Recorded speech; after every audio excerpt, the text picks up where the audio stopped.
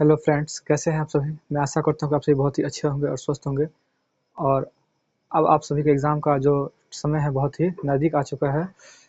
तो ऐसे में मैं आप सभी को अब ऑब्जेक्टिव क्वेश्चन का सीरीज़ मैंने स्टार्ट किया है प्रत्येक सब्जेक्ट का। तो इससे पिछले वीडियो में मैं आप सभी को हिस्ट्री के लगभग 40 से 45 क्वेश्चन मैंने आप सभी को बताया है। और ये जो है हिस्ट्री का ही दूसरा पार्ट है, जिसमें मैं हिस्ट्री का ही कुछ ऑब्जेक्टिव आप सभी को महत्वपूर्ण बताने वाला हूं, जो कि आप सभी एग्जाम में हूबहू बिल्कुल ही हूबहू क्वेश्चन आने वाले हैं। इसलिए आप सभी वीडियो को स्किप बिल्कुल भी ना करें और वीडियो को देखना ना भूलें और वीडियो को एकदम अंत तक देखें और इसे अपने दोस्तों तक भी इस वीडियो को शेयर कर दें। और चैनल पर अगर नए हैं अभी तक, चैनल को लाइक भी कर दें, सब्सक्राइब भी कर दें और बेल आइकन घंटी जरूर दबा दें, ताकि जितने भी नए वीडियो हैं वो आप सभी तक जल्द से जल्द पहुँच पाए। तो चलते हैं आज के वीडियो, देखते हैं आज का वीडियो में क्या क्या है और कौन कौन से महत्वपूर्ण ऑब्जेक्टिव जो हिस्ट्री के हैं वो मैं आप सभी के लिए लेकर आया हूं।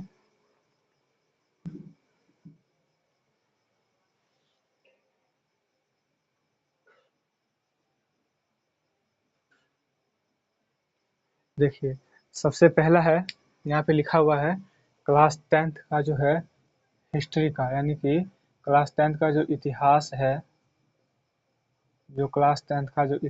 है, उसका ऑब्जेक्टिव यानी कि ऑल चैप्टर्स को मिलाकर मैं कुछ समराइज ऑब्जेक्टिव आप सभी के सामने लेकर आया हूं, जो कि आप सभी के एग्जाम में ये क्वेश्चन आ सकते हैं। बिल्कुल हूबहू क्वेश्चन ऐसे आ सकते हैं।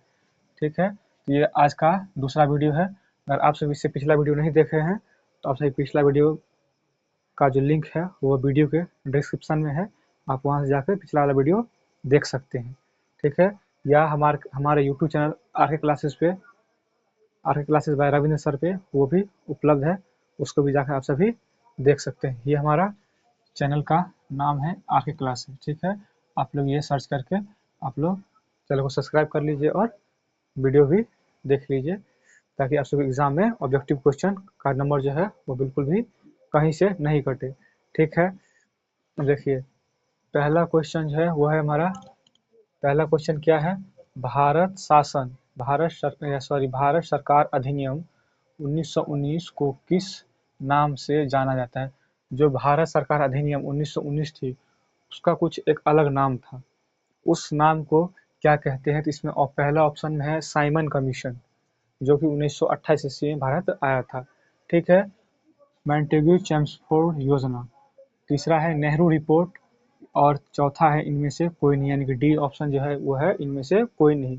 तो इसका जो दोस्तों सही आंसर होगा वो क्या होगा, बी ऑप्शन इसका एकदम करेक्ट आंसर होगा। ठीक है, अब देखते हैं क्वेश्चन दूसरा, poverty and un British rule in India. क्या है, poverty and un British rule in India, ये एक पुस्तक का नाम है। पुस्तक नामक पुस्तक जो है वो किसने लिखी थी। Poverty and un British rule in India पुस्तक जो है वह किसने लिखी थी, यह क्वेश्चन है ऑब्जेक्टिव का। और यह क्वेश्चन जो है वह हर एक साल लगभग रिपीटेड क्वेश्चन है, 18 में, 19 में, 20 में, प्रत्येक साल ये क्वेश्चन पूछा जाता है। इसके ऑप्शन में जो है वो पहला ऑप्शन है प्रोप्राइटर मार्शले, दूसरा है दादा भाई नौरोजी, तीसरा है प्रोप्राइटर किंग्स और चौथा में है यानी कि डी में है सभी। तो इसका जो करेक्ट आंसर होगा, ये किताब किसने लिखी थी, ये किताब दादा भाई नौरोजी ने लिखी थी। सर्वप्रथम इन्होंने भारत के प्रति व्यक्ति आय का भी आकलन किया था। कौन किए थे, दादा भाई नौरोजी ने। इसको भी आप लोग याद रख लीजिए। वैसे मैं अगले वीडियो में इस क्वेश्चन को बताऊंगा भी। तीसरा क्वेश्चन क्या है, अब सविनय अवज्ञा आंदोलन के समय भारत के वायसराय कौन थे। जब सविनय अवज्ञा आंदोलन हुआ तो उस समय भारत के जो वायसराय थे वह कौन थे। तो पहला है लॉर्ड डलहौजी, बी ऑप्शन में है लॉर्ड इरविन, सी ऑप्शन में है लॉर्ड कर्जन और डी ऑप्शन में है लॉर्ड रिपेन। इस चारों में से आप सभी को बताना है कि इस आंदोलन के समय, ये जो आंदोलन हुआ था अवज्ञा आंदोलन, इस आंदोलन के समय कौन से वहाँ के भारत के वायसराय थे। तो इसका जो करेक्ट आंसर है वो कौन होगा, लॉर्ड इरविन थे। कौन थे, लॉर्ड इरविन। आपको चौथा क्वेश्चन है, किस कानून के विरोध में, किस कानून के विरोध में, यानी कौन सा ऐसा कानून था जिसके विरोध में जलियांवाला बाग, जो जलियांवाला बाग था उसमें सभा का आयोजन किया गया था। तो किस मतलब अंग्रेज की सरकार कौन सा ऐसा कानून लाई जिसके विरोध में जलियांवाला बाग में एक सभा का आयोजन किया गया भारत के नागरिकों के द्वारा? तो वो था, पहला ऑप्शन में है रॉलेट एक्ट, दूसरा है भारत सरकार अधिनियम 1858, तीसरा है दोनों यानी कि रॉलेट एक्ट और भारत सरकार अधिनियम 1858। रॉलेट एक्ट, भारत सरकार अधिनियम 1858 दोनों में है, दोनों होगा ए और बी दोनों, और डी में है इनमें से कोई नहीं, यानी कि इस तीनों ऑप्शन में से कोई सा भी ऑप्शन नहीं है। तो इसका जो सही आंसर है वो क्या होगा? Rowlatt act. रॉलेट एक्ट जब आया था तो उसी के विरोध में जलियांवाला बाग में एक सभा का आयोजन किया गया था। ठीक है, क्वेश्चन है 5। मैं अभी क्वेश्चन के पूर्ण डिटेल में नहीं जा रहा हूँ क्योंकि समय अभी बहुत ही कम है, हम लोग को 10 से 12 दिन में ही पूरा सिलेबस का ऑब्जेक्टिव कवर करना है, और उसमें एक ही विषय नहीं है, बहुत सारे विषय हैं।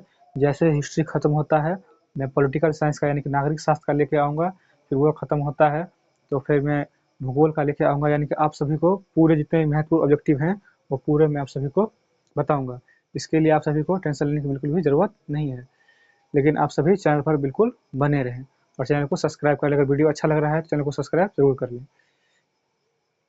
फिर है किसके अनुरोध पर, क्वेश्चन 5 नंबर जो है वह किसके अनुरोध पर महात्मा गांधी चंपारण आए थे? ये कौन ऐसे व्यक्ति थे जिनके अनुरोध करने पर, जिनके बुलाने पर, जिनके कहने पर जो महात्मा गांधी चंपारण जो पड़ता है वो बिहार में एक जिला है चंपारण।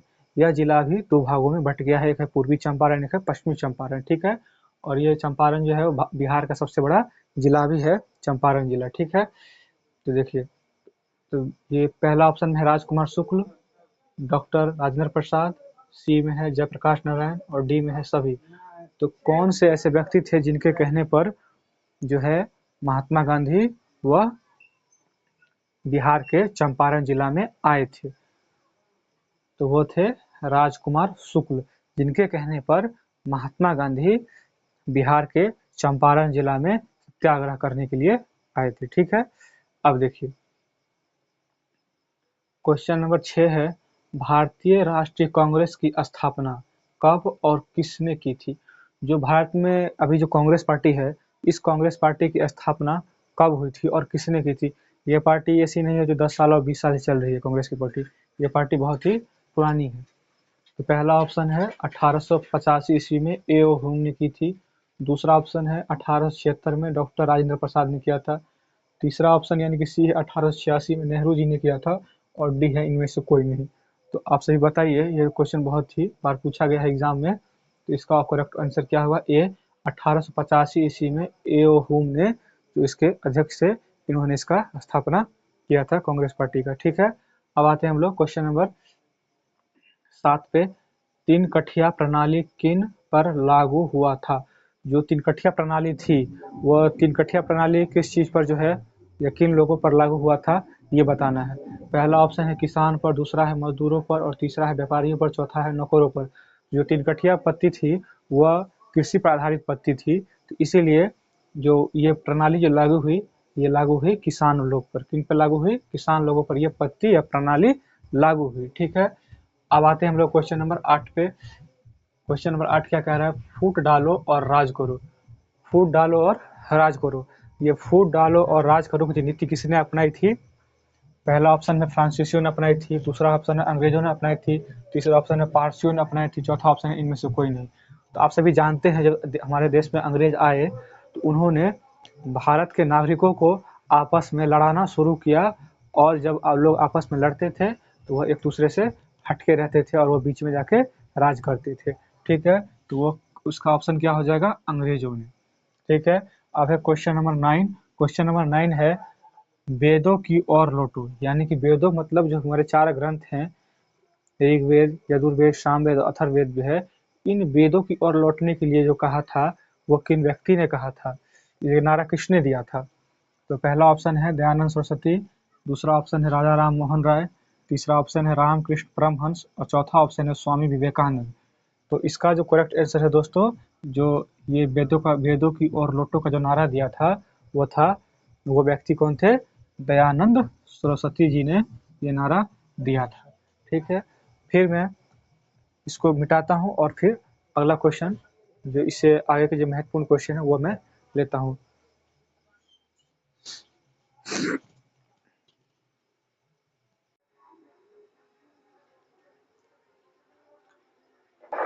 देखिए फ्रेंड्स,